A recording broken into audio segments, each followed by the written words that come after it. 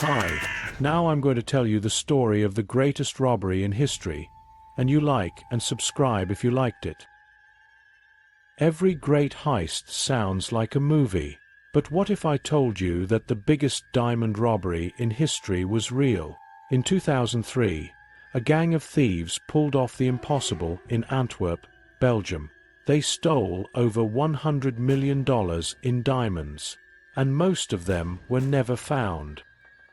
Antwerp is known as the diamond capital of the world. For over 500 years, traders brought precious stones here from Africa, India, and South America. By the 21st century, nearly 80% of the world's rough diamonds passed through this tiny district just a few streets long. Security was unmatched.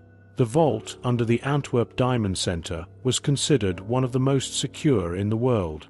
It had 10 layers of protection. Infrared sensors, Doppler radar, seismic detectors, 24/7 security cameras, and even magnetic locks that required special keys. It was said to be impenetrable, but every fortress has a weakness.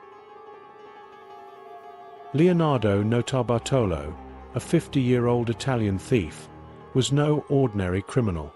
He was the head of a gang nicknamed the School of Turin. They specialized in complex robberies and were known for their patience and precision.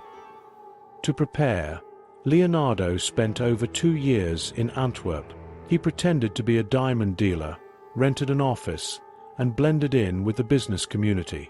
He shook hands with jewelers, had coffee with traders, and quietly studied the building from the inside. Nobody suspected a thing. The gang carefully studied every detail of the vault. They secretly filmed the guards' routines. They learned the timings of patrols. They even built a full-scale replica of the vault in Italy, where they practiced breaking into the boxes. Their tools weren't Hollywood gadgets, they were simple, clever tricks. Aluminum to block infrared, hairspray to blind heat sensors, a replica key for the magnetic lock, and a custom-built metal plate to bypass the vault's magnetic field. It was genius in its simplicity.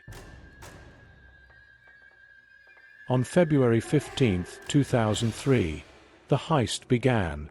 The gang slipped into the Diamond Center through a small side entrance.